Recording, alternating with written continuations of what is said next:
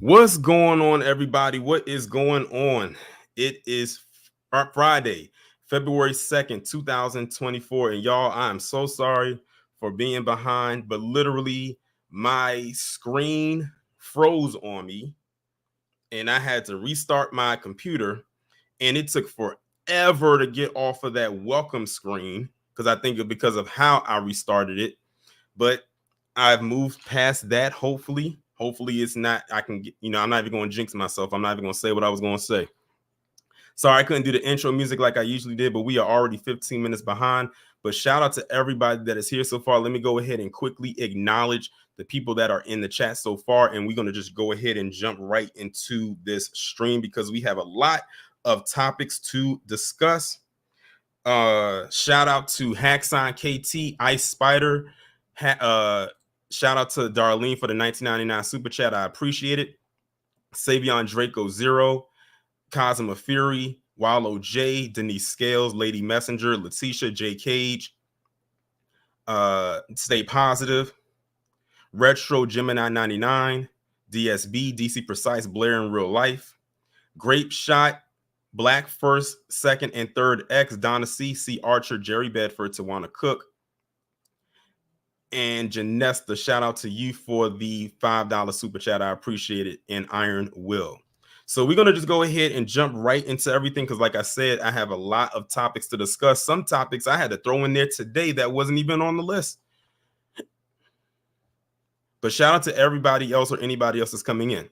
So as y'all already know, whenever I do a particular live, I always like to start off with if there's any type of melanate, or I say black excellence stories to talk about. And we actually have one to discuss this week. So I'm going to go ahead and share my screen right quick.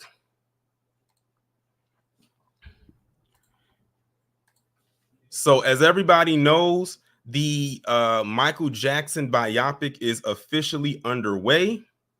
They've already they casted they have Michael Jackson's nephew Jafar Jackson, who's Jermaine Jackson's son, playing him. Perfect casting in my opinion, based on everything that I have seen so far. They casted Coleman Domingo to play Joe Jackson.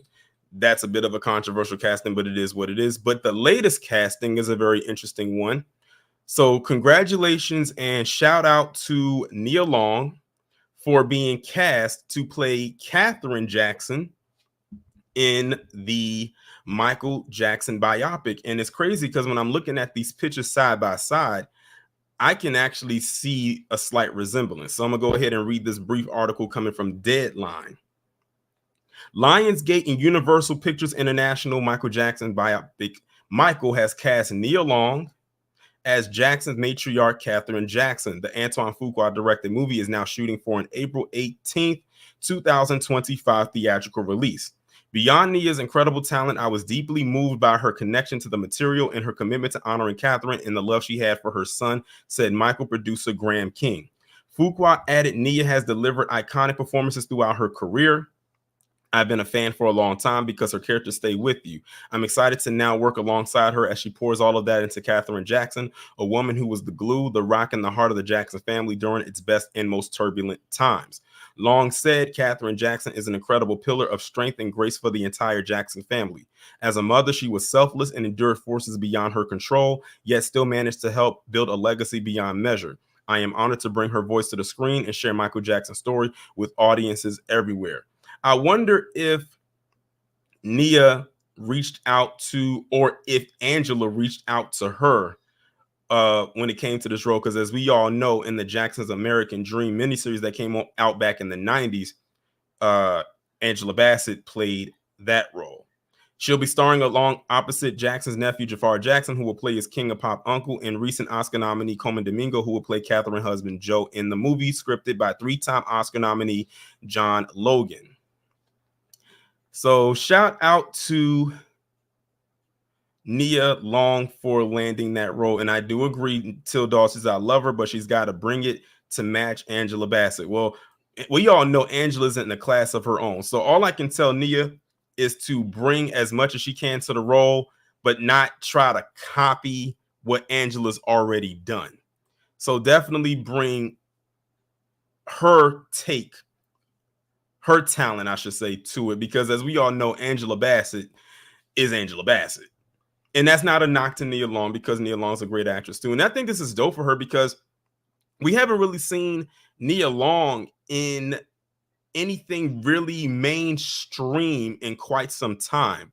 So I think that was another thing that made me glad she got casted, because now that puts her back out there in the forefront. And not only is she just like a side character, she's a pivotal character to the story, and to the story that is going to be, if done right, one of the best biopics ever made. So definitely shout out to Nia Long for landing that role. So now that I've gotten that out the way, I also have to acknowledge some very unfortunate news that I'm sure many of you have heard about today. I actually found out about this when I was scrolling on YouTube, and I saw that Willie D went live about it. And that's how I first found out about it, that legendary and iconic actor Carl Weathers passed away at the age of 76. So, Apollo Creed, he was on The Mandalorian. I love that show. Season 3 was kind of shaky, but I did like his character on the show. He was in what's that movie, that Adam Sandler movie? I think it's called Happy Gilmore. He was in that. Long-standing career, so many roles, so many iconic roles, and he unfortunately passed away yesterday, as a matter of fact, at the age of 76. It says Carl Weathers, who starred as Apollo Creed in the first 4 Rocky films opposite Sylvester Stallone, died Thursday. His manager, Matt Luber, confirmed to Variety he was 76. Weathers also starred in 1987's Predator and had a memorable role in Adam Sandler Happy Gilmore, which I just mentioned. He was nominated for a Primetime Emmy Award for Outstanding Guest Actor in a Drama Series for his work in Star Wars series The Mandalorian. He voiced Combat Carl in Toy Story 4 and played a fictionalized version of himself in a recurring role on Arrested Development. His other credits include the TV series Street Justice, Colony, The Shield, Chicago Justice, and Brothers, in the films Close Encounters of the Third Kind, Death Hunt, and The Comeback. And the rest is just pretty much, like a biography of his life.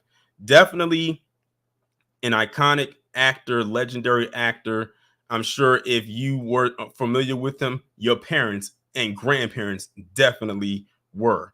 So definitely RIP to this man. Condolences to his friends and his families. I'm telling y'all, we losing our legends slowly but surely each and every day. Unfortunately, you better really appreciate the work that they've done while they've been here, because before you know it, they're going to be out of here.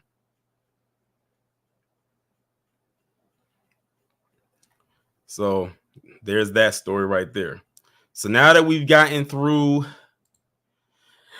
those stories, now it's time to get into the nonsense, and it's a lot of it, trust me. So let's start here. So I figure, let me do the order of talking about the Black excellence, and if there's any kind of unfortunate news we got to put out there involving a Black person, then we can put that out there first and then go into the updates. And this right here is definitely an update. So in case y'all are unaware, the McMichaels have been able to land an appeal date for March. Now I'm going to ask the chat a question. Put a 1 in the chat if you think that this is a waste of time, or put a 2 if you think they might actually go somewhere with this. I have the strongest, for me, this is just me. I personally believe it's a waste of time. I think they only allowed them to get that appeal just to say, okay, we allowed you to have a hearing. Now, mind you, this appeal hearing is just the appeal hearing to get the appeal. Is at the end of March. Is at the end of March. We are just entering February. We got 27 more days to go. I had to think about that for a second because it is a leap year. So we got 29 days. We got 27 more days left in this month, plus pretty much all of March before they are able to get into that courtroom. Anything can happen between now and then. So let's see what they're talking about. 3 white men convicted of hate crimes for chasing and killing Ahmaud Arbery in a Georgia neighborhood in 2020 will have their appeals heard by a federal court in March. The 11th Circuit U.S. Court of Appeals has scheduled oral arguments in the case for March 27th in Atlanta. Attorney, and speaking of Atlanta, so Kid Gravity, I think you are in the chat, or anybody else that's down there in Atlanta, please keep a watchful eye on this, because I know mainstream media is going to kind of slither around with this one, just kind of how they kind of slithered this story in there, because they didn't really put it out there like that. So if you live in the Atlanta area, or just in Georgia in general, please keep an eye on this, because they're going to try to keep this hush hush. Remember, they're slated for March 27th. Like I said, it was a lot of stuff that happened in January. It could be a lot of stuff that happens in March. It could be a lot of stuff that happens in this month. So this could easily get lost in a lot of news.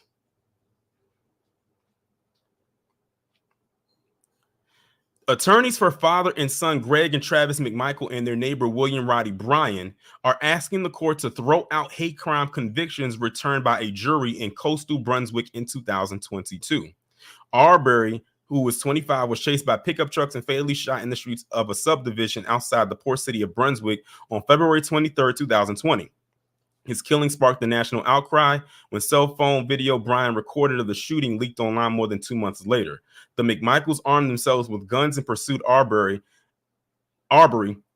after he was spotted running past their home. Bryan joined the case in his own truck, and recorded Travis McMichael shooting Arbery at close range with a shotgun. And I'm just going to skip ahead a little bit.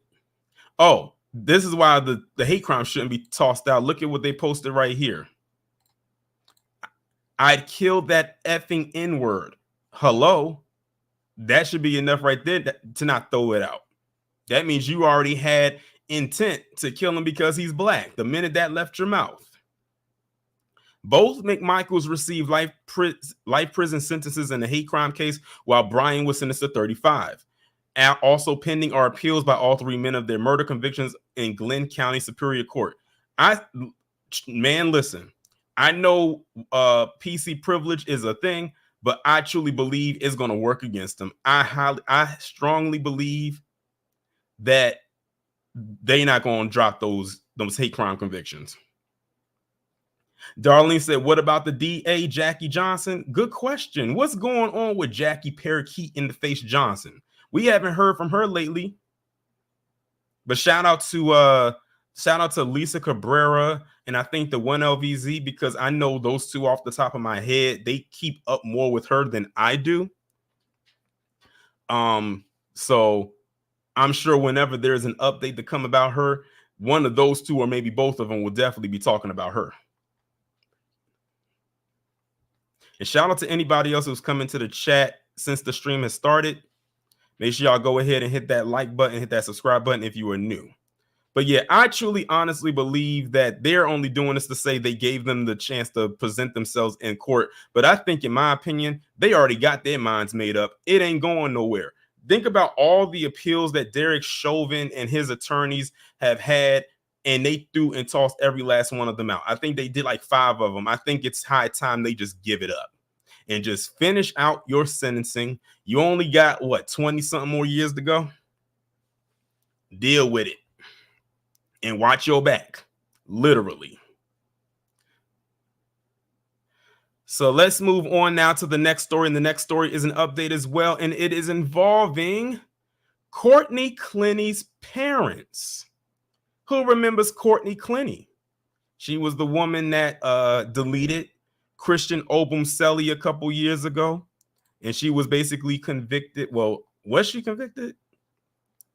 I don't know if she even went to trial yet or not, but that's besides the point. She's locked up. Her white woman tears apparently didn't work that much or sway the judges that much, but now her parents are in the hot seat. So I'm gonna go ahead now and unmute this so we can hear this news clip coming out of CBS News Miami. Parents of OnlyFans model Courtney Clenney are facing charges tonight. It's connected to the investigation into her boyfriend's killing. Now, we just learned minutes ago that Clenney's mother bonded out of jail. However, her father tonight remains in custody. It is the latest twist in a story that has made international headlines. CBS News Miami's Nia Long has the new details and what they could mean for the case against Courtney Clenney. According to the affidavit, Clenney's parents, Kim and Deborah, are accused of holding on to and accessing the laptop of Clenney's deceased boyfriend, Christian Abumseli. So what does this mean for the case? Well, I spoke to a local legal expert who weighs in. It's a criminal case that's turned into a family affair. Tuesday, Kim and Deborah Clenney were booked into the Travis County Jail in Texas, as their daughter Courtney sits in jail in Miami on murder charges. We believe is incriminating evidence, and it goes to the cover-up, which my family has always believed. Courtney, a former OnlyFans model, is accused of stabbing her boyfriend Christian Abumseli to death in their Miami apartment in 2022. Now, prosecutors say her parents accessed and took Abumseli's personal laptop from the crime scene. Clearly, what they did was illegal. Clearly, the state attorney's office was correct in filing charges. According to the affidavit, the Clenneys accessed or caused to be accessed the victim's laptop with knowledge that such access was unauthorized. So what does this mean for the case? If law enforcement determines that there was some effort to either delete or try to alter or to do something with the contents that is contained within that laptop, then not only would you see the state attorney's office for Miami-Dade hold firm on the third-degree felony, there could potentially be additional charges filed. An attorney for the Clenneys provided us with this statement that reads in part, "We believe the Clenney family has been targeted with some trumped-up charges to discredit them in the press and make their lives miserable. It stinks of a power play by the prosecutors to control the narrative." This Thursday, the state is seeking a gag order in the case. Now they've gone after Courtney's mom and dad in such a way that requires them to spend considerable time in jail without bond. If Kim and Deborah Clenney are found guilty, they could face up to 5 years in state prison. Reporting in Miami, Adam McAllister, CBS News, Miami.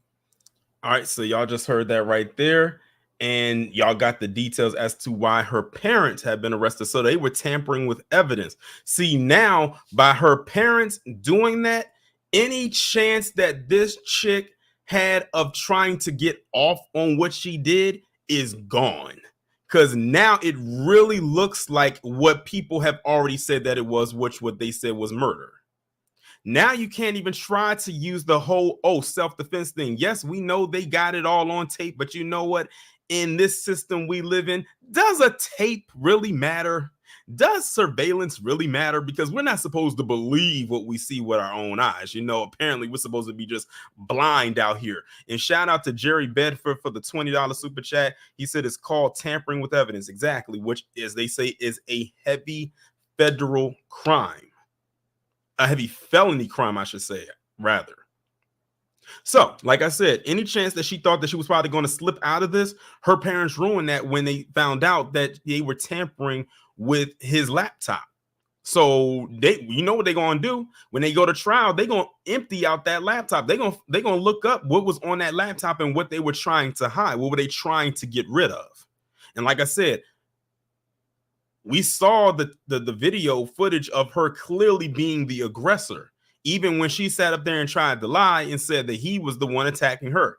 But again, I can understand why still a lot of people are not going to feel too bad for him because of posts that he made in the past, especially towards Black women and even Black Americans in particular. So even though we still want this, to see how this goes, a lot of people still aren't going to feel too bad for him at the end of the day. What's going on, PG? So at this point, it is what it is, but I'm glad that, they're not going to be able to shake their way out of it. That's the only thing I'm kind of like, okay, it is what it is. But I'm sure there will be more updates. And I did see the comments y'all left in the chat where y'all said that her trial is coming up. So thank you for telling me that, because honestly, I haven't been keeping up with this story. I really haven't until this part came out and decided to talk about it right now. So we got that part right here. So now let's go into some more recent. Well, all of the news is recent. Okay, y'all, if y'all want to the ladies out there, some men, but especially my black women who are, especially if y'all are mothers. I know y'all may or may not have heard about this story about this PC man who is in the academy, by the way. He's married to another PC man who adopted this black baby and had the nerve to get on the TikTok and ask black people how to take care of this child's hair. How many of y'all saw? Oh, Iron Will already on it. He said this pissed him off. Shout out to AB Promotions for the $1.99 super chat. He says, fake ass Liam Neeson. Shout out to you for the super chat. But man, I'm gonna tell you, I'm gonna play the video, but I'm gonna tell you the part that probably pissed me off the most, even more than this person asking the black community for help grooming this child's hair. As a matter of fact, I'm not even going to read the article. I'm going to just scroll down to the actual the video itself. Hold on, y'all. I may not be able to enlarge it. Okay. Here it is, y'all. To get this TikTok over to Black TikTok, any black parents, we have adopted a black baby. Her name is Zoe, and I don't know what to. Let me tell you what's pissing me off right now. Again, it's not. I'm already like pissed that he's saying we adopted this black baby. Like, listen to how he's talking about this child. It doesn't sound like a child that he's trying to, have as far as being loved. The child to him sounds like a prop. What got me was how aggressive he's brushing this girl's head. Why are you brushing this newborn who's practically a newborn head so aggressively? Their hair is soft and it's a soft bristled brush. You don't have to brush that hard. The hair is not nappy.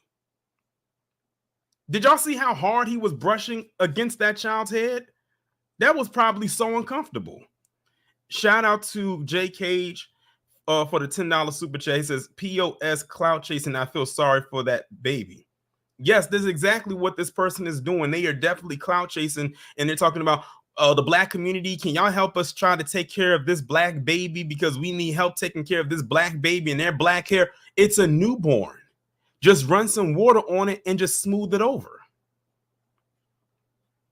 We don't know the texture patterns of the child's head yet. And this is exactly why a lot of black people are weary when white people adopt black children. This is why we saw that. Case in point, Devontae Hart. I'm going to always go back to that. Devontae Hart and his siblings. We had no idea. It still eats me up to this day. We had no idea that they was really reaching out for help this whole time. We just thought that, why is this little boy dressed like this and going up and giving cops hugs like this? Only to later find out that this was his cry for help to try to get away from a bad situation, but we didn't see the signs. And he was adopted by 2 white women. And what ended up happening? Loaded all the kids up into a van or a truck when they found out they were hot on their tail and drove off a cliff.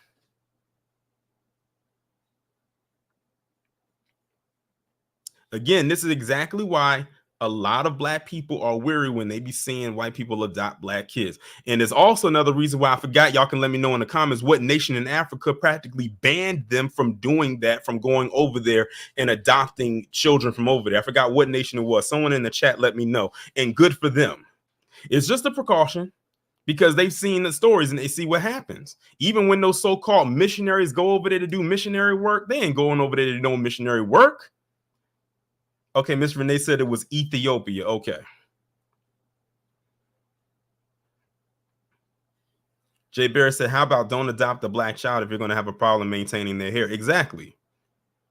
And he could have went about this a whole nother way. And by the way, I don't know if y'all even also heard, but apparently, I'm going to tell you something like right now.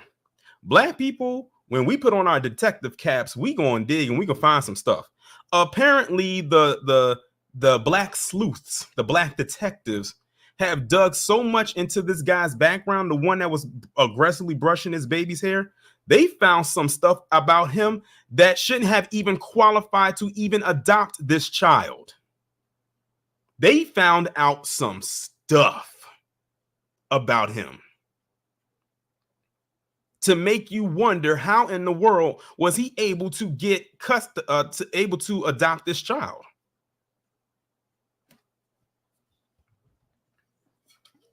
Yet they make the process so hard for black people to adopt.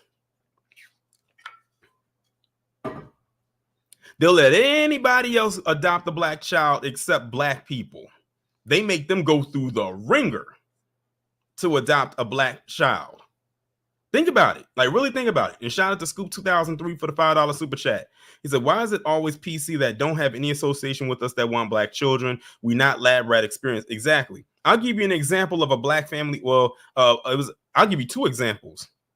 One was a black family, I think down in Florida, a man and a woman, a couple, black couple, and they adopted some kid, but I think the child had like 6 other siblings, and they had to fight with the court system for a while to get adoption rights to all the other 6 siblings because they didn't want them to be split up. I think I talked about this a few years ago. When I say a few years ago, I'm talking about pre-pandemic. I'll never forget it. Then there was another story where, and I'll use this one as an example because it was actually a black man at the time. I didn't know that he was in the academy himself, but he's actually his partner is another black man, and they too adopted some black kids, and they were all siblings as well. And to this day, I haven't heard any wild stories coming out of them or coming from them. So y'all are starting to see something where it seems like whenever PC adopts a black child, it's always something going on there, and we always worry. I know y'all do. Y'all probably be in a mall or something like that and out in public and don't even, y'all probably see them, with a black child. You're like, I hope that child is well.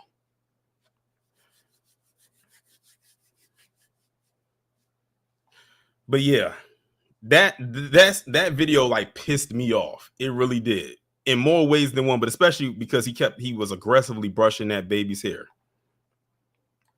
I think that's the thing that probably pissed me off the most, more than anything.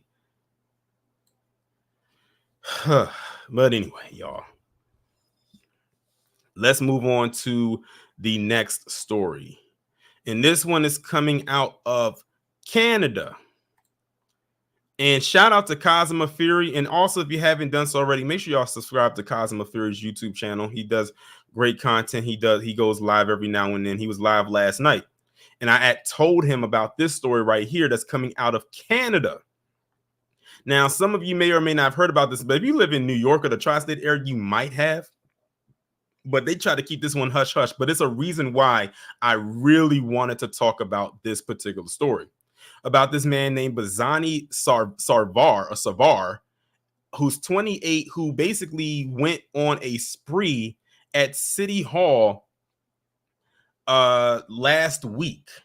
Now, according to what I already know, he had no target. It was completely random. He just went up in there and just started firing. Now, to my knowledge, I don't think he actually deleted anybody. They say he started firing with a rifle. He had fire bombs. They show imagery like glass was shattered and all that. He just went up there and just started firing. But I'm going to skip down a little bit because I wanted to get into something that some of the key points here, but it was one thing that stuck out to me. And I said, this is very interesting considering this man is in Canada and not the States.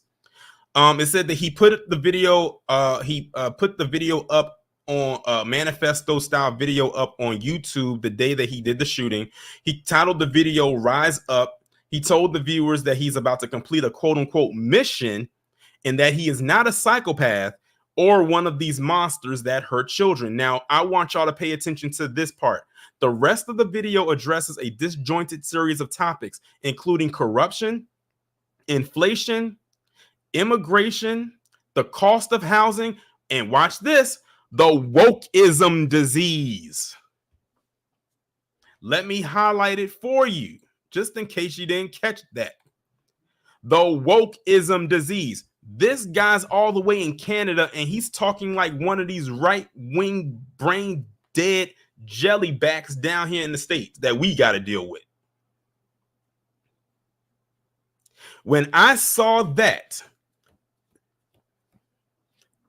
it reminded me of a story that I'm going to talk about at the end of this live stream. I think many of you know where I'm headed with that. Now, mind you, y'all, he's in Canada. He's in Canada. And he's using the same talking points as your Charlie Kirks, your Matt Walshes, anyone over there who has a blue check that pretty much has a disdain for black people. He said the wokeism disease. Wokeism is now an ailment or an illness, according to him.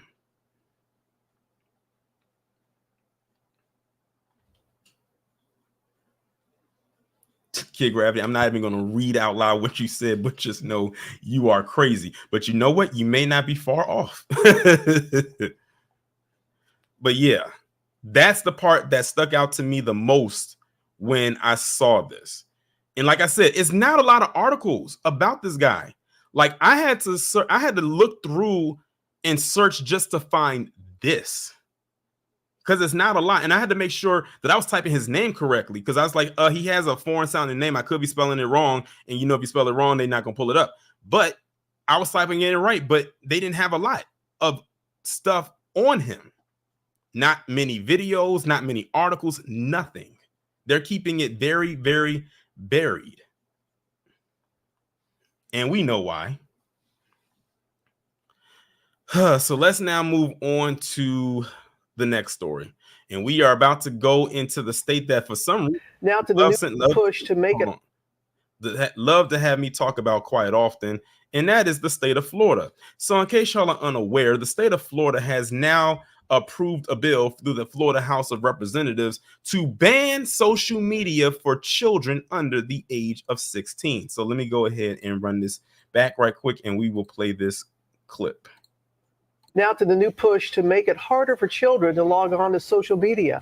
One state is working on the strictest crackdown in the country. Morgan Norwood is here with what you need to know, especially if you have a 15-year at home. Yeah, that's right, Robin. We've been covering how social media companies have really faced a growing number of calls to make their platforms safer for young people. But this morning, lawmakers in Florida with this major crackdown, they want these platforms off limits to kids altogether. This morning, lawmakers in Florida approving what could be the most strict regulation on social media in the country. The House passing a bill that would prohibit anyone under the age of 16 from signing up for most social media platforms, even if they have their parents' approval. It's like a digital fentanyl, and even the most plugged-in parent or attuned teen has a hard time shutting the door against these addictive features. The bill targeting any social media site that tracks user activity, allows children to upload content, or uses addictive features designed to cause compulsive use. They're just taking advantage of kids growing up. Opponents say the bill infringes on parental rights and will face First Amendment challenges in court. Meanwhile, in New York City, we are the first major city in America to take this step and call out the danger of social media like this. Mayor Eric Adams designating social media as an environmental toxin and public health hazard. We cannot stand by and let big tech monetize our children's privacy and jeopardize their mental health. The Surgeon General warning up to 95% of youth ages 13 through 17 report using a social media platform, with more than a third saying they use social media almost constantly. And just this morning, Meta announced new safety measures aimed at teenagers, including restricting private messages from strangers, along with parental controls, Michael. Well, this is one of those situations where you have to explain to your kids why, because they're going to have a lot of questions and complaints about that. All right, y'all. So I got a question for the chat, because they don't really go into why they're doing it. So I'm going to ask y'all, and some of y'all already started leaving your responses down there in the chat. Why do y'all think that the state of Florida House of Representatives just approved the bill to ban social media for kids under the age of 16? Because I'm curious. They don't tell you why they're doing it, or they don't give a very big significant reason as to why. They're giving a lot of their opinions as to why, but they're not saying why exactly are you doing it. I can only think of one reason as to why, but they didn't mention that, and that's to protect them from predators. Notice they didn't mention that. So it can't be that. And a lot of you are saying because they're trying to hide our history. Good point. But guess what? There's other forms of way to do that, to work around it. You don't need to necessarily go on social media to do that. You can go onto a website that's not a social media site and do that.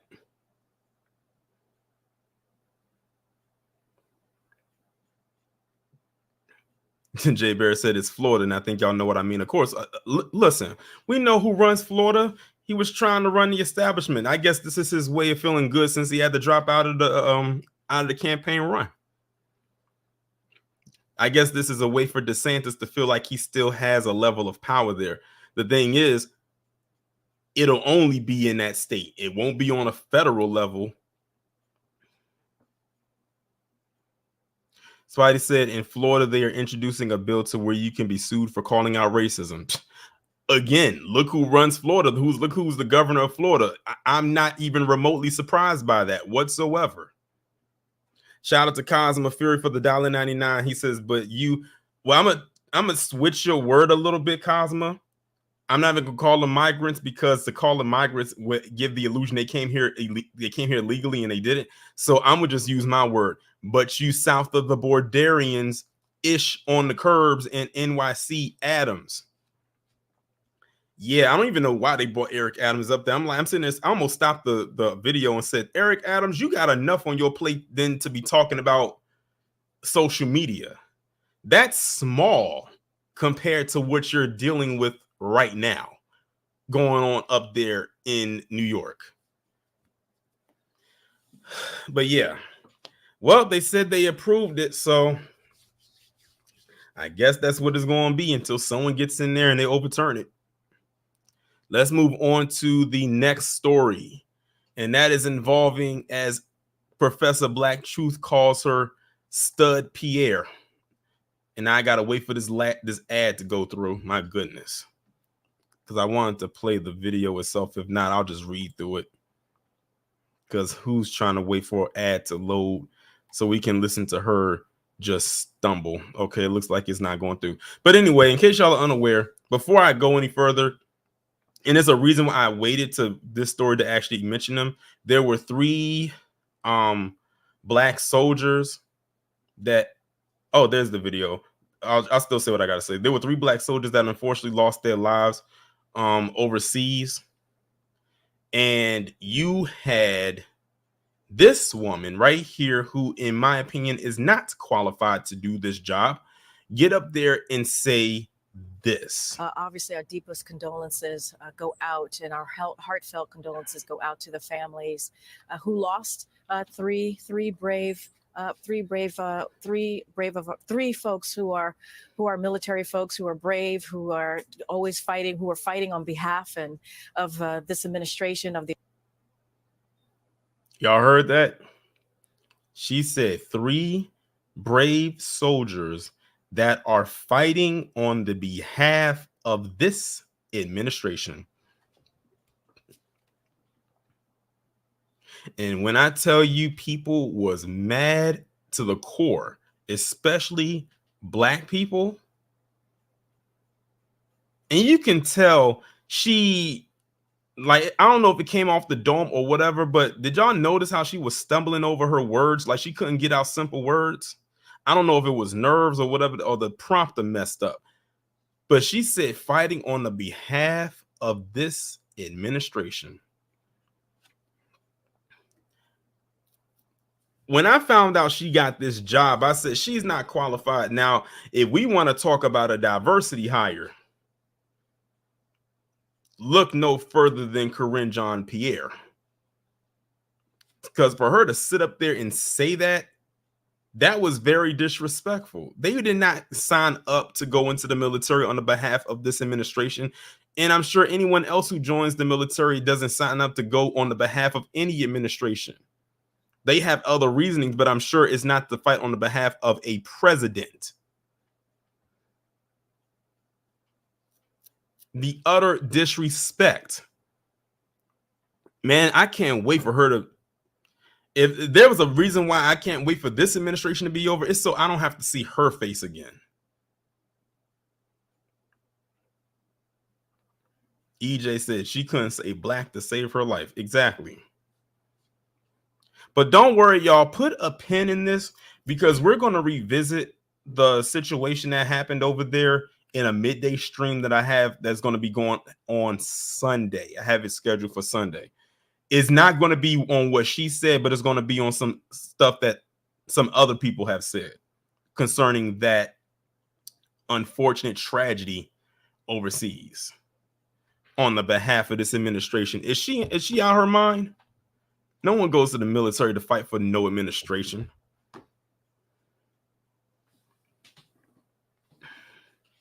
Queen Mommy said, I sure didn't. I signed up for education. AB said, I chose violence. No, I chose villainy. But then again, I guess they go hand in hand, you know? They both begin with a V. The second letter on both words are an I. But yeah, she's out her rabbit ass mind. And she always look like she up there and don't know what in the world she's talking about. But let's move on now to the next story. Well, this isn't necessarily a story, but it's more of a video. And man, Shannon Sharpe. You know, a lot of people bigged you up because you had Cat Williams on when you did the Club Shay Shay interview with him, but I don't think anybody's backing him up on this. So in case y'all are unaware, Shannon Sharpe and Chad Ochocinco have a podcast together called Nightcap. And I don't know how they got on this topic of discussion, but Shannon Sharpe literally fanned out about Taylor Swift moving the culture more than Beyonce. Then had the nerve to bring Michael Jackson into it. I keep telling y'all need to stop bringing Michael Jackson into it. Yes, we know Michael is the GOAT. I mean, that goes without saying, whether in physical form or in the afterlife, no one is eclipsing that man, no matter how hard you try. But I want y'all to listen to the nonsense that Shannon Sharpe said out of his mouth. Now, I know some of y'all probably have seen this if y'all are on X, because that's where this video is coming from. And I want y'all to listen to what Shannon Sharpe is saying. And I have to give props to Chad Ochocinco because he was actually like, what's the word I'm looking for? He was actually pushing back against what Shannon Sharpe was saying. But go ahead and listen to what Shannon was saying. Can move the needle like that. Wait, give me a minute. I'm thinking that. Let me think of somebody else can move the needle. I got no it. one. Beyonce. If hypothetically speaking, if she went with Jay-Z and not Travis Kelce, let's say Beyonce. She can not move like the needle. this. Not like this. These eyes. Oh. Now let me give y'all some context for what he's doing. He's basing this off of Taylor Swift being at these Kansas City games because, you know, her and Travis Kelce are dating, or at least that's what they're putting out there in the media. And the fact that the stock for Kansas City has gone up just for her appearing at these games. Because, you know, nowadays you can't watch a Kansas City game without them pointing the camera to the skybox every time Travis Kelce makes a play. They always put it up there with her. She's always, you know, showing her having a good time. I'm like, okay, that's fine. But, you know, there's other people that are there. It's not just her. So this is what he's basing it off of. And he's basically saying like, oh, if Beyonce was like dating Travis Kelce, or maybe some people said if she was like dating Lamar Jackson or something like that, she wouldn't move the culture. And I'm sitting here saying to myself, Beyonce performed at the Super Bowl, what, twice? I know she's done the national anthem. I think she's even performed there when she was with Destiny's Child.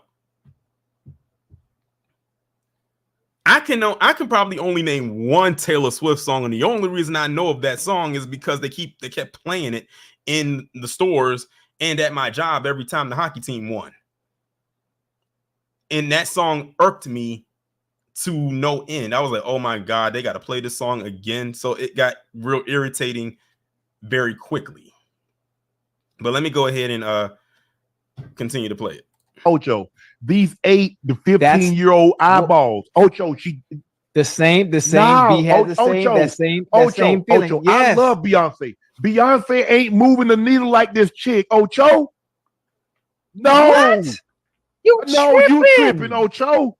This girl, ask the she's chat. the closest Ask thing. the chat. She's the closest thing to moving the needle like Michael Jackson that we've seen. This is it. Did you just hear what he said? He said that Taylor Swift is the closest thing to Michael Jackson that we have seen since he passed. Excuse me? Huh? Again, I just told y'all I could only name one Taylor Swift song, and that's the only reason I know is because they always played it in the stores, and it was that Shake It Off song.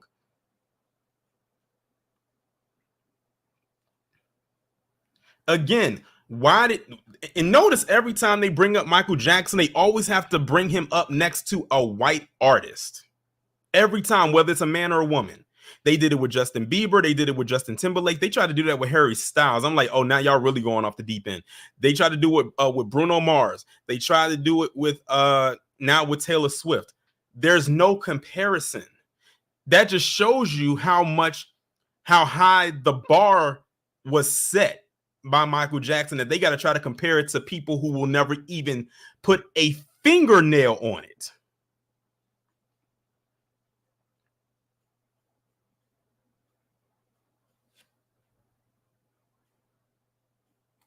Whoa. Oh, whoa. Reel it back in a little bit, baby. Reel it back in a little bit. Beyonce moves the needle just like Taylor, if not more. No, she doesn't. Ask the chat, please. You ask the chat. Ask the chat, please. We put it to the chat. So do a poll. Do a poll. Because Beyonce has those same set of eyes, young, old, middle age, and old, including I. But I'm just saying, not like Taylor. Hypothetically not like speaking, Beyonce would move the needle the same not way like Taylor Taylor doing. It would be Beyonce being shown all the time. Not like Taylor. Taylor Swift couldn't even get me to tap my foot, let alone make me dance. So I'm not saying what exactly is she moving. She ain't moving me. I'm just saying. Oh, come on. Yes. Not like Taylor, man. Taylor Swift is, I mean, she a different animal. And Beyonce is phenomenal. No. Beyonce is on another stratosphere. Those are the two. When it comes her visibility, she's not like out there like that the way Taylor is out there. How much did they say like Taylor Swift the revenue where how many billions did she generate? Chat, y'all help me out. So see what Shannon Sharpe just did? He went from Taylor Swift moving the culture needle or having a cultural impact to now talking about her money. How did we know he was going to do that? Because when you don't have an argument, let's just talk about their finances and how much better they're doing than the person you're trying to compare them to. Oh, we can't give you a reason to why she's moving the cultural needle. So let's just talk about how much billions she has. What does that even mean? So what does she have billions of dollars? That just means she's a good businesswoman. That's all that means. And shout out to King Covey 313 for the $1.99 super chat. He says he needs to just say he wants to smash and go. Hey, that's kind of what it's sounding like. Man, 5 billion. Somebody got to help out that now. Put it up. Hey, that's a good convo, right? That's a good topic right there. That's a good topic. Chat, y'all help me out. I help you out. Because guess who they want? I tell you what. Put them to the test. The NFL can have anybody do halftime. I guarantee you Taylor Swift is first. But the thing is, like I said, Beyonce already did halftime twice. She did it by herself, and then she did it with Coldplay and Bruno Mars, and pretty much shut it down both times. And the second time she was there was actually a historical one. If y'all know the layout of how all of that phrased out during that particular Super Bowl, you'll know what I mean. But I'm like, in Taylor Swift, she hasn't done one. I got a question for y'all, and y'all should know this. Put in the chat who's doing the halftime show this year. I'll give you a hint. It's not Taylor Swift. Put in the chat who's doing the halftime show this year. And shout out to AB Promotions for the $1.99. He said blasphemous. There you go. Usher is doing the halftime show this year. As a matter of fact, this will be the third consecutive Super Bowl halftime show where the headliners were black. Because y'all remember 2 years ago, they did the when they had the hip hop halftime show. I'm not paying attention to Eminem, where you had Snoop, Dr. Dre, Mary J. Blige, and Kendrick Lamar, and you had 50 Cent surprise as a surprise guest. Last year you had Rihanna. This year you have Usher.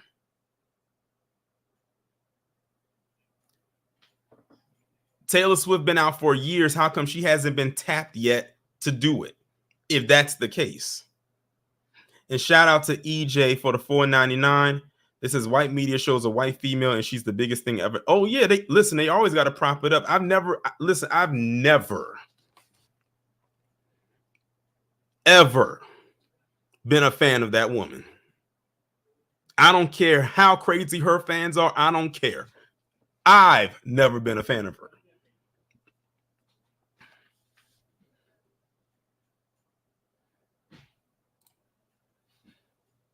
Over Beyonce and Jay-Z and Rihanna combined. That's who they want. How would you know? If that was the case, then why did it seems like Shannon is going off of emotion? Because like I said, if they wanted Taylor Swift to do the show, then why hasn't she done it yet?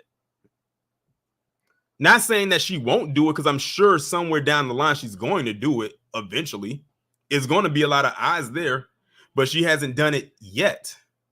And shout out to Scoop 2003 for the $5 super chat. He said, ain't nothing special about her. No rhythm having ass. Her music ain't getting nothing popping but potato salad with raisin. Right. And I appreciate the super chat. I ain't telling you what I heard. I'm telling you what I know. I'm telling you what I know. Nah. She turned them down. Now, I ain't telling you no hearsay. I'm telling you what I know. So Shannon got insiders. Stop playing, Ocho. I don't like I know that. Ocho, I just give you the facts. Just the facts, ma'am. Just the facts, ma'am. I got you. You're dragging it. I'm Joe Friday. Just the facts, ma'am. Hey, but you funny. But you funny. My thing is this. If Shannon Sharpe is sounding like such a big fan of Taylor Swift, why didn't he go to not one of her concert shows? I'm sure if he go through his Instagram page, he probably doesn't have anything on there posted about Taylor Swift's concert. Did he go watch her movie? Since you are apparently such a big fan. I'm just still stuck on the fact that he said that Taylor Swift is moving the cultural needle. I don't know how. And then to say she's the best thing since Michael Jackson, where? I've seen Taylor Swift try to dance, and her trying isn't even close to mediocre. I'll let you hang your hat on that one. If y'all want to see a stick try to move, a stick moving on a tree in the wind had better rhythm than she does. A twig on a tree has better rhythm than she does when it is swaying in the wind. Don't believe me? Just go look up some clips from her recent tour,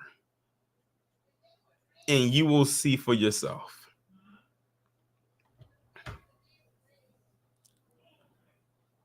As a matter of fact, if I'm not mistaken, I believe the last PC female artist to perform at the Super Bowl was Lady Gaga. I think Lady Gaga was the last PC female to perform at the Super Bowl. Let's move on, y'all, to the next story. Like Jay Barrett said, I've seen enough, and so have I. So let's talk about, shout out to my people in New York. Man, y'all got a lot on your plate. So in New York, you had the South or the Bordarians acting a fool out there. Going out there and acting like the thugs they are. And out there jumping the NYPD. What did I tell y'all? New criminal class. Let's see what they're talking about. Charlie O'Neill, Outkick host, joining me now. Charlie, I want to get all the numbers straight now. So they picked up 4 initially. And I hate that I have to play this clip involving this woman, but to get the story, let's just endure. 5 last night and 2 more today. Which makes it even worse. This was a gang of people.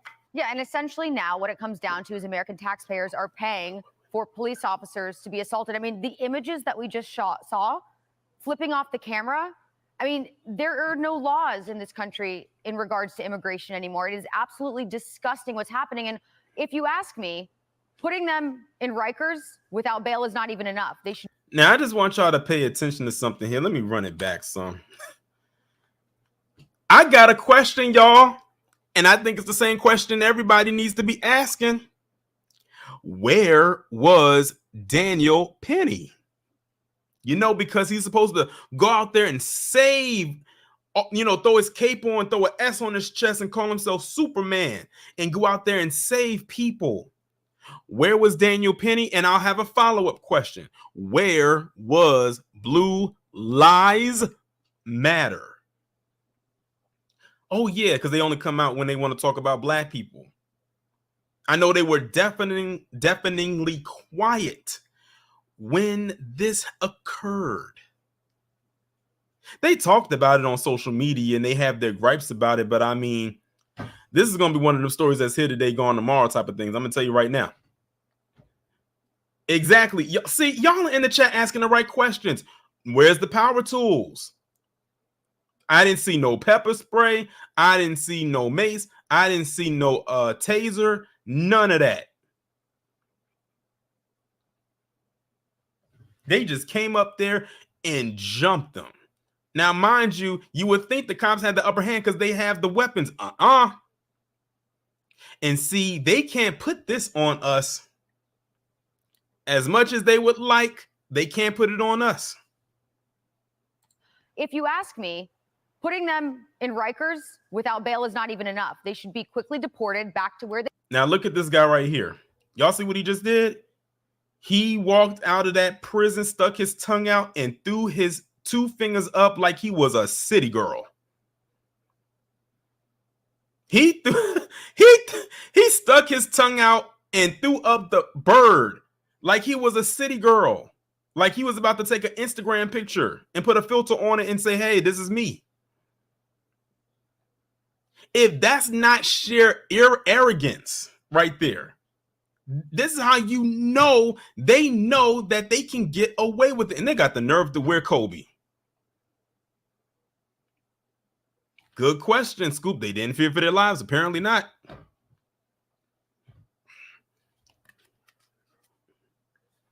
They came from, and a lot of people are waking up to this. Even Kathy Hochul, New York's governor, who is dead set, Harris, on making New York City a sanctuary city and keeping it that way. Now look at this one, blowing out kisses. The new neighbors, y'all. This is the new neighbors. This is the ones they want you to take in and say, you know, if you have extra room at the inn, cue the organ. If you have extra room at the end, can you please accommodate about 10 people? They are outside and it is cold. It is freezing. They have nothing to cover themselves with except loose leaf paper and tarp. If you have a heart, please let them stay. No. And I will be having a video coming about that nonsense soon. So be on the lookout for that. Now she's even saying deportation should be considered. So I think a lot of people waking up to the dumpster fire that has become our country due to the open border and also the soft on crime policies. Yeah, I mean, I'm looking at some more of the hand signals in the video. I mean, the audience can look at the box of video right next to us, Charlie, and they can see what's going on from these people. And I said this yesterday, send them all back. I mean, if they came here illegally, they have already broken the law. And now you're normalizing their criminal behavior by giving them what's meant to be our set of laws for American citizens. However soft on crime we may be at this point, they're getting out on zero bail and flipping off camera. Yeah, and think about law enforcement. They can't do anything. They can't put a hand on these people. They can't protect themselves. Their budgets are all being cut because we're paying for all of these illegals to flood into our country. Now listen to what you just said, but before I go any further, Retro Gemini said, well, thanks for the $5 super chat. He says they still haven't said anything about those tunnels, so this isn't surprising either. You saw how fast that faded, right? You do not hear about that anymore. And that happened like 2 or 3 weeks ago. So this isn't surprising either. So much for being tough on crime. Let me replay what she just said. Think about law enforcement. They can't do anything. They can't put a hand on these people. They can't protect themselves. Their budgets are all being cut. Now, listen, she said they can't put their hands on them or anything. Yet we are the ones who they can put their hands on. Tax-paying citizens, and we get hands put on us. And if not a hand, a baton, a taser, pepper spray, mace, and at the worst, a bullet. Because we're paying for all of these illegals to flood into our country and providing them with all the resources that they need. Meanwhile, while you have families who are here, who were born in this country, coming in illegally, who can't even afford to have a proper lifestyle. Yeah, I mean, this is just disgusting. Oh, look, and we're laughing too. Of course, they don't care. Other Democrat-led so-called sanctuary cities are struggling as well. And okay, I'm not going to play anything past that because I'm assuming that's extra stuff. So y'all pretty much get the gist of it. They attacked the cops. They got arrested. I think they got hit with some charges, but honestly, I don't think those charges are going to stick because of why would they? Listen, I talked about this so much, especially with Chicago. Y'all got one today. Y'all got another one a couple of days ago.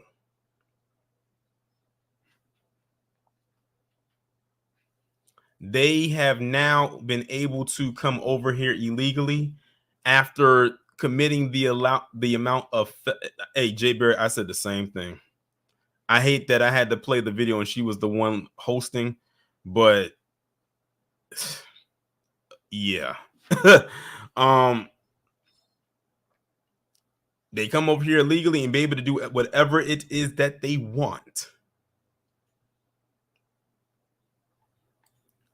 Talked about this with Chicago today and the video I did the other day.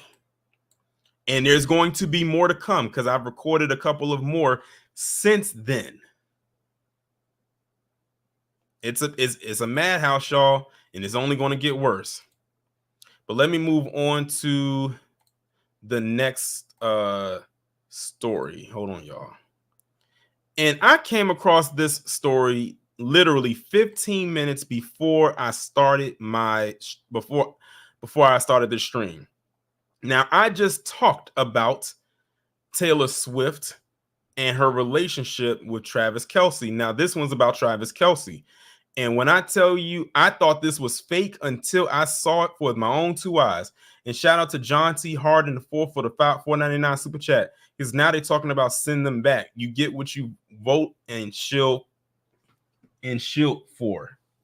Hey, guess what though?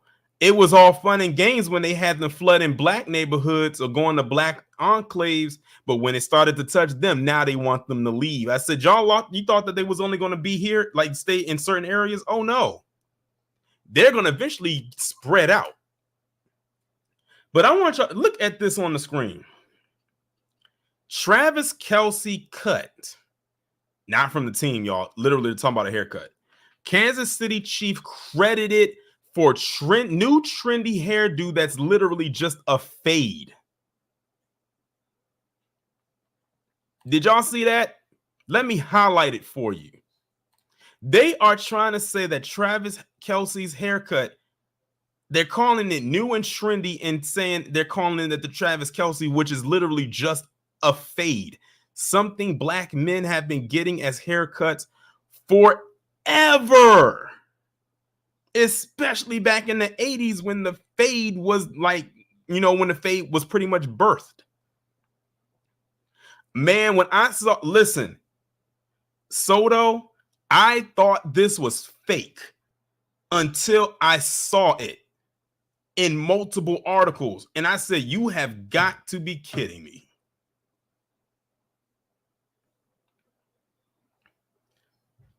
In today's episode of Colonizers Haven't Quite Columbus,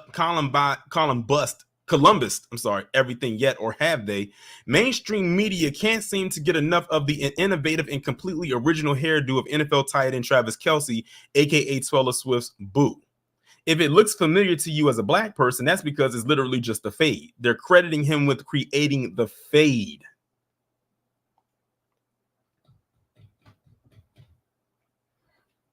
According to the New York Times, Jeffrey Dugas, a barber at Obsidian Barbers in New Brunswick, Canada, his customers are lining up to get a fresh cut to look like Kelce, and only Kelce, because Kelce is definitely the only one who's ever done it.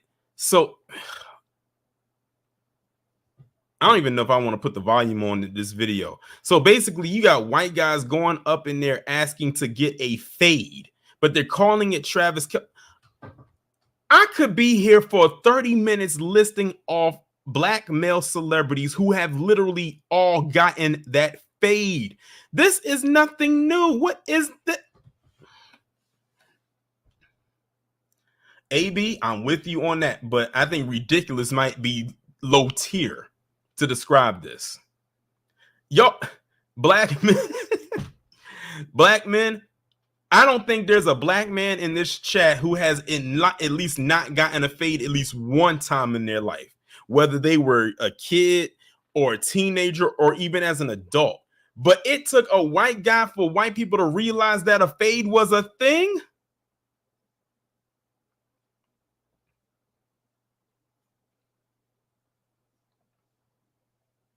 So that just shows you right there, black men, that when it comes to cultural appropriation, is not only at the end of black women when it comes to their hair, as far as like, getting braids and locks and stuff like that, or those faux locks.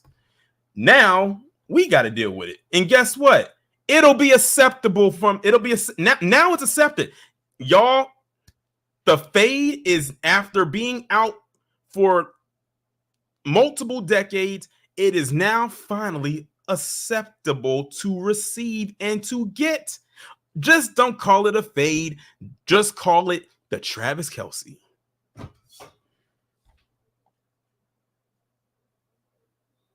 PD says now he's the Marshall Mathers of football.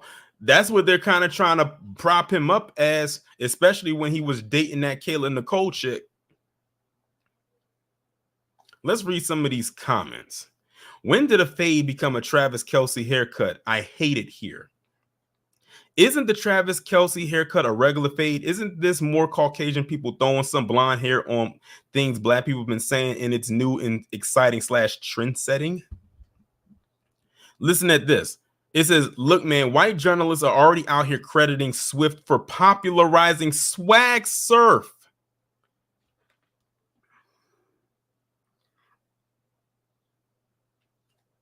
Swag surf? I remember when swag surf came out. I was in college. Excuse me. Let me get some water. Swag Surf came out when I was in college. I want to say it came out my sophomore year. So you're talking about 08. It's 2024.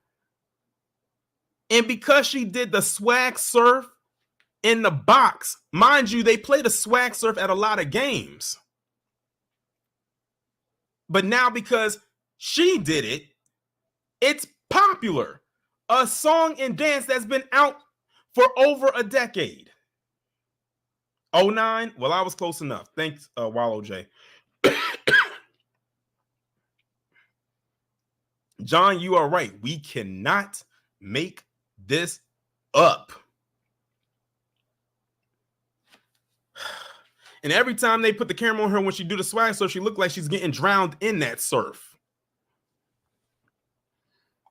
Wow, my goodness. I'm not reading anymore. That swag surf one literally just like pissed me off.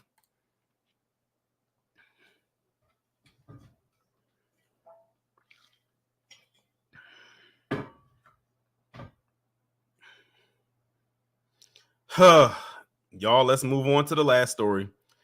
Let's just move on to the last story. And I was going to actually save this story as part of my as a Patreon story. But then I saw more and more of my peers talk about it. And I said, you know what? I'll talk about it on this live stream, but I'll save it for the end because it's such a heavy, ironically heavy topic to discuss. And that's this Justin Mon or Justin Mon. I don't know how to pronounce his name, but I do know one thing. This guy is absolutely psychotic. So in case y'all are unaware what Justin Mon did, he is the individual who beheaded his dad, recorded a video, and it showed and displayed his dad's head in a bag on YouTube that stayed up for several hours before they finally removed it. This was one of the sickest stories I have heard in a while. If y'all only knew some of the stories I do get that I don't talk about, the fact that I'm even talking about this one right now, but I said I feel like my audience needed to hear what I had to say about this because it's been floating around and we need to keep it in the news because they'll bury this one in a heartbeat. Bury it so much, in fact, that yesterday when I tried to type his name into the search bar on X, literally his name, Justin Mon, typed it in correctly, an error popped up. You heard that correctly. When I typed his name into the search box on X yesterday, an error popped up. They literally blacklisted his name to the point where you couldn't search anything. The only way that people was able to find anything after they blacklisted it, you had to type in just his last name. Now, shout out to Harvey. I think Professor Black Truth, he did his Friday crime report on him this morning. I think, oh yeah, shout out to Cosmo Fury. I think Kid Gravity did as well. Blacklight Revelations did as well. So quite a few people in the new black media did talk about this. But my goodness, this story right here is one that is made of nightmares. So this man deleted his father because apparently his father used to work for the government and he didn't like the government, or he was anti-government. And then when you listen to some of the stuff that he was saying in his manifesto, he said, "This is the head of Mike Mon, a federal employee of over 20 years, and my father. He is now in hell for eternity as a traitor to his country." All because his dad worked for the government. He says, "My name is Justin. I am the commander of America's national network of militias, which you may know as Mon's militia." In the extremely disturbing video, he then called for Biden's abdication and political violence against federal employees, courthouses, and journalists.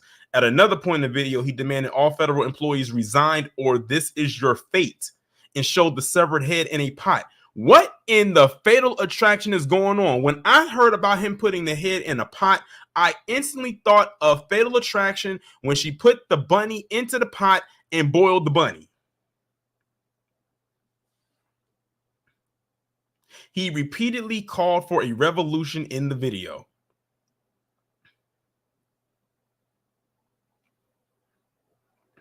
When touting the America's Coming Bloody Revolution book on his Facebook page, Mon wrote, "I believe the time has come for action." He also wrote a book called The Revolution Leader's Survival Guide. I also read somewhere that said that he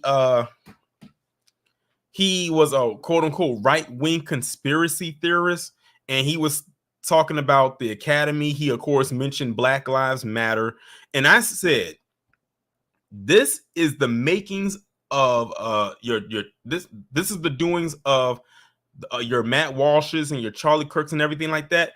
I said the worst thing a person who is this unhinged could do to people like that is name drop them. If he was to name drop people like Charlie Kirk or Matt Walsh, it would be a wrap for them, or at least it should.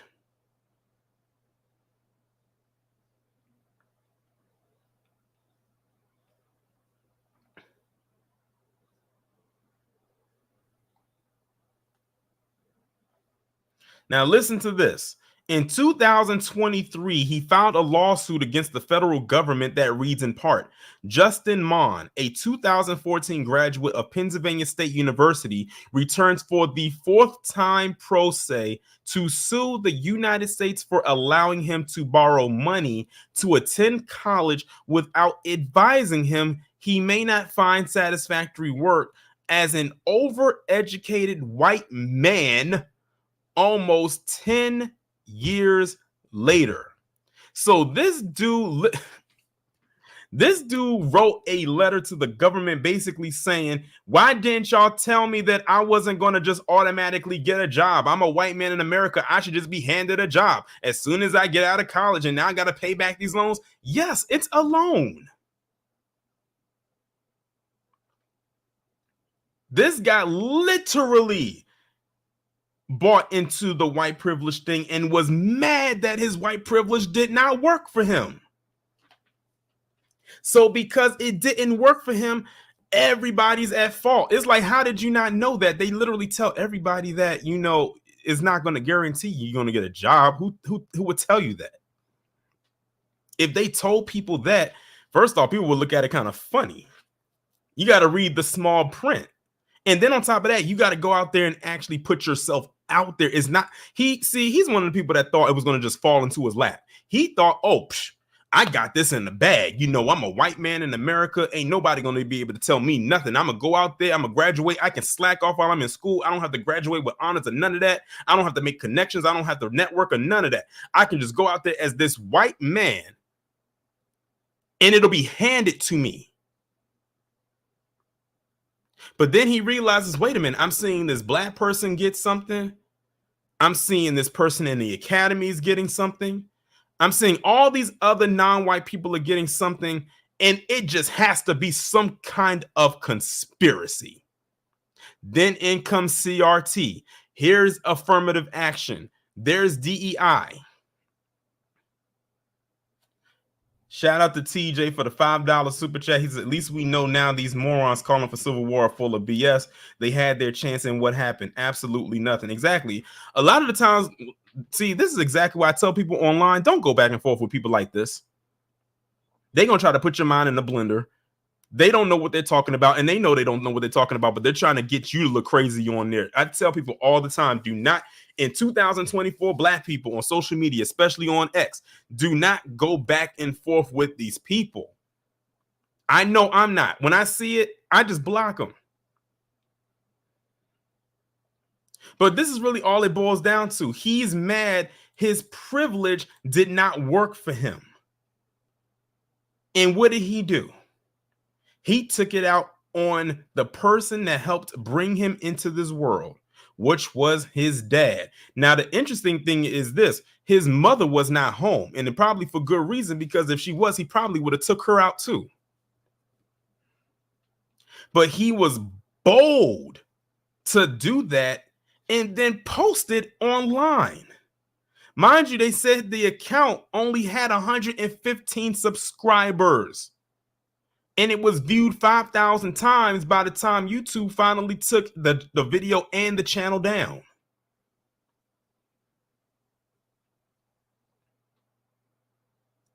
Yet I find it very, you know what? I'm not even going to go there. I think y'all know what territory I was about to head into. But this is the mindset of your typical dub S. Many of them won't actually say it out of their mouth, but this is their mindset. For years, all their life, they've been told how much better they are than us. And then when reality hits them in the face like a bag of bricks, they panic and they commit acts of violence like this. Now, you got to say this to yourself. If he was to, before I say what I'm going to say, shout out to Vic Staff for the $4.99. He says, like Kid Gravity says, wrap around. If he is capable of unapologetically doing this to his dad, what would stop him from going out there and doing what Ryan Palmer did, what Peyton Gendron did, what Dylan Roof did, what them shooters at Columbine did, what Ethan Crumbly did, what that Uvalde shooter, what he did? What would stop him from doing that? If he would do this to his own flesh and blood, he would do this to a complete stranger with no remorse. The fact that he even did it and then recorded a video and put it online to put it on display like it was a museum, like something to be seen and marveled at, says a lot about him. This man had to have an innate hatred for his dad to commit not only the act of beheading him, but then recording it and putting it online on a platform that has millions, maybe billions of views per day. The people who saw that are going to be traumatized. And he did not care. And they have the nerve to say, we are the savages.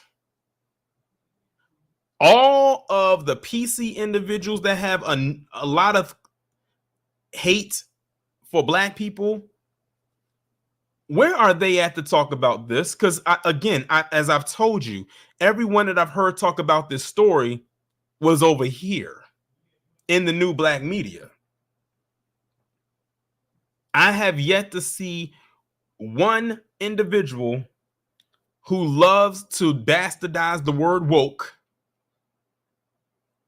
say anything about this.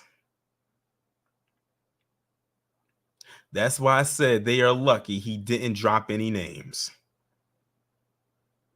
But to be honest with you, I wish he would have.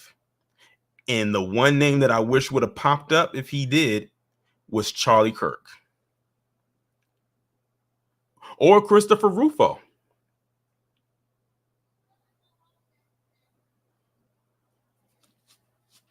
But these are the people right here. That's why I say y'all got to watch who literally listens and regurgitates these talking points, because they'll go out and do stuff like this.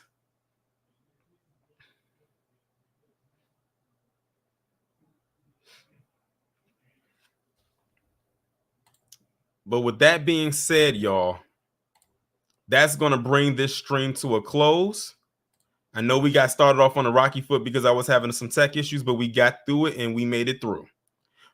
Shout out to all of the people that contributed: Savion Draco, Darlene, Janesta, Jerry, Bedford, AB Promotions, JK, Scoop 2003, Cosmo Fury, King Kobe 313, EJ, Retro Gemini, John Hart, and the fourth TJ, and Vic Stat. Appreciate y'all for contributing to the stream this evening. Shout out to everybody that came through. Again, shout out to all of the patrons on Patreon, all of my members here, everybody on Instagram, on Twitter, on Discord, everyone who sends me stories, even ones that I can't get to. unfortunately, but I do see them. I appreciate that as well. I will be back tomorrow to give y'all the 11 a.m. pre-recorded video. It's going to be an Operation Protect the White Boy. I'm going to put the premiere window up after this stream is done. Y'all enjoy the rest of your evening. Enjoy your weekend. Again, we will be doing a midday stream on this Sunday, so at 12 o'clock, so be on the lookout for that. Be safe and be one.